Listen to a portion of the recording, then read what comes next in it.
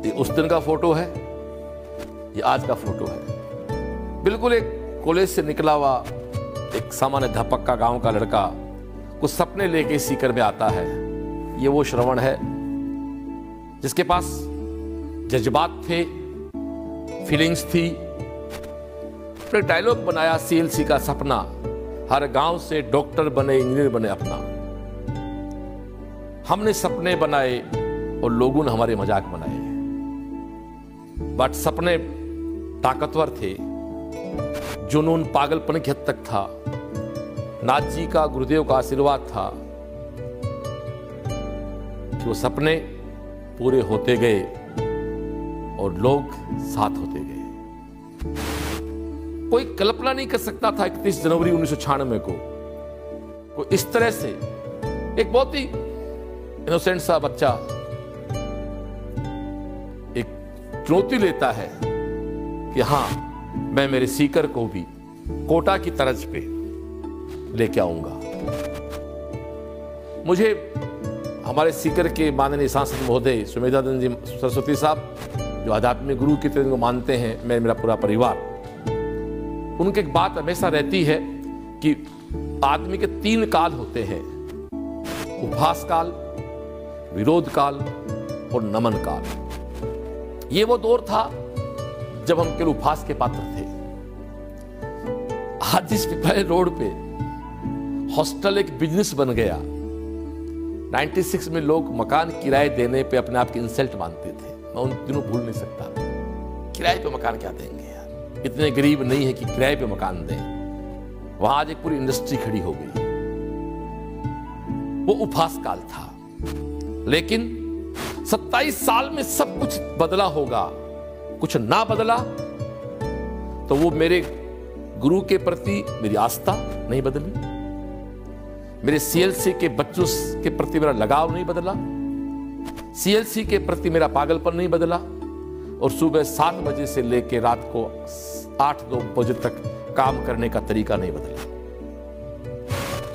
संसाधन चेंज हुए, स्कूटर से मर्सिडीज आ गई हो गई, साइक्लो स्टाइल के पेपर से ऑफसेट प्रिंटिंग आ गई होगी, टैनू के कमरों से एसी कमरे आ गए होंगे, लेकिन मूल मंत्र एक ही था कि शिक्षा, सुरक्षा, संस्कार और सफलता। और सीएलसी का सपना हर गांव से डॉक्टर बने, इंजीनियर बने अपना, वो सपना आप सब जानते हैं आज कंप्लीट हो चुका है। दोस्तों, यहां से यहां आने में एक 27 साल का इस फोटो के श्रवण से उस फोटो के श्रवण तक आप देखते हैं 27 साल हो गए। ये कैसे हो पाया? ये उन हजारों मेरे अपनों के आशीर्वाद और दुआओं से हो पाया।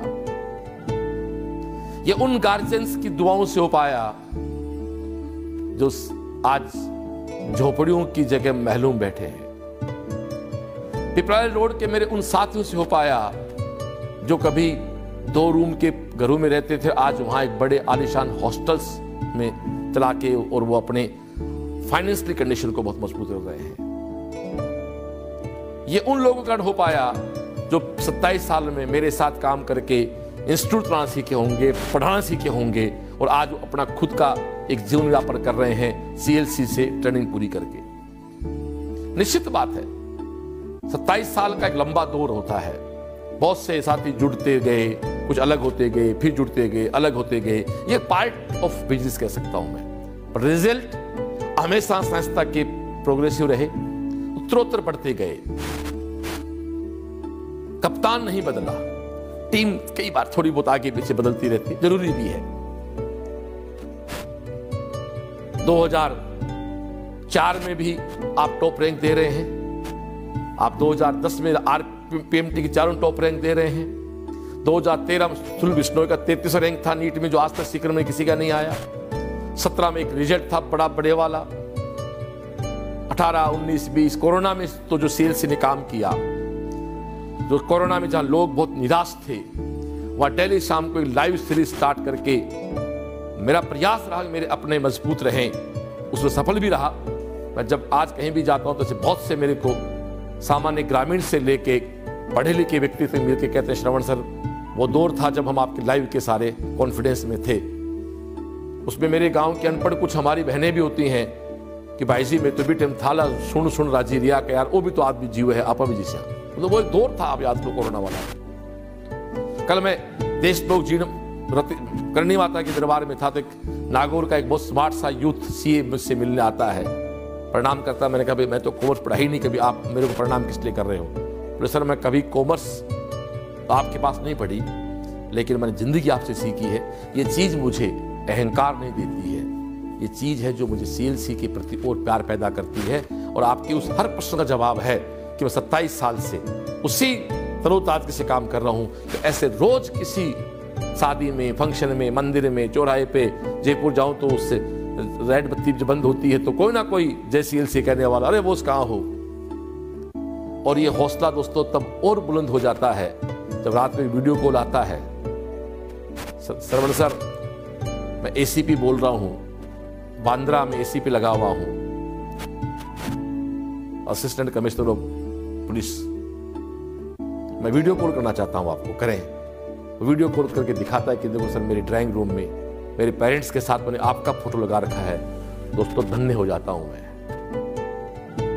और मैं उस समय बहुत महसूस करता हूं, अपना गौरवान्वित महसूस करता हूं कि मेरे माता पिता के दिए अच्छे संस्कार, मेरे गुरु का दिखाया हुआ रास्ता और मेरे नाथ जी का दिया जीवन, कुछ भगवान राम सेतु में गिलहरी की तरह मेरा भी कुछ योगदान, इस सीएलसी का भी कुछ योगदान, इस सीएलसी की सीकर और शेखावत राजस्थान के उन ग्रामीण आंसू तक पहुंचा है जहां कभी टीचर से बड़ा, पुलिस फोर्स से बड़ी हम लोग नौकरी नहीं जानते थे। उन गांव में 8-8, 10-10 डॉक्टर हैं, मेडिकोज हैं, एमओ लगे हुए हैं, आईटेंस हैं, कंपनियां चलाते हैं अपने। डियर 27 साल बहुत लंबे होते हैं, लेकिन मैं तो कहता हूं कि हमने तो अभी काम शुरू किया है। मुझे लगता है कल ही कोचिंग स्टार्ट किया मैंने। 96 से लेकर दोस्तों 2016 तक मैं अकेला इसको रन कर रहा था, टीम के लोग थे नो डाउट। 16 मेरा बेटा साहिल मेरे साथ खड़ा हुआ, फिर 21 में समर मेरे साथ हो गया, मेरे साढ़े साथ नरेश जी चौधरी थे वो मेरे साथ जुड़े, वीरेंद्र जुड़े, कोर टीम में हमारे सुनील शोरान सर हैं, बाबूलाल जी हैं, सर्वेश जी जुड़े, KVM में बाजिया जी नरेंद्र जुड़े, डिफेंस के रूप में बात नीलेश जी पिलाना जुड़े, PL सैनिक सर ने हमारी अलवर ब्रांच को संभाला, कंचन मैडम ने CI स्कूल को जो हमारा CB स्कूल उसको संभाला। आज एक एजुकेशन का उपयुक्त प्लेटफॉर्म आपके अपने सीएलसी दे रही है। मैं आज के लाइव में एक अपील करना चाहूंगा सभी से जो जिंदगी को पॉजिटिव सोचते हैं। जिंदगी में कुछ भी करना है तो आप में जज्बात होना चाहिए, आप भावुक होने चाहिए, आप हार्ड वर्कर होने चाहिए। बहुत बार के लोग कहते हैं साहब भावुकता नहीं होनी चाहिए। भावुकता नहीं होती तो हमारी माँ हमें कैसे पालती भाई? वो हमारे मलमूत्र को क्यों धोती है? क्या वो पैसे के लिए धोती है? एक बुढ़ापे में जब पिता बूढ़ा होता है तो उसकी औलाद उसकी वो कहते हैं ना कि धोती और कपड़े साफ कैसे करते हैं? मां भावुकता ही तो है वो रिश्तों की अहमियत तो है। जो व्यक्ति भावुक नहीं है, जो रिश्तों की अहमियत नहीं जानता, उसका तो कोई मीनिंग ही नहीं है। मैं ईश्वर से हमेशा 3 बात मांगता हूं। सबसे पहले सद्बुद्धि दे,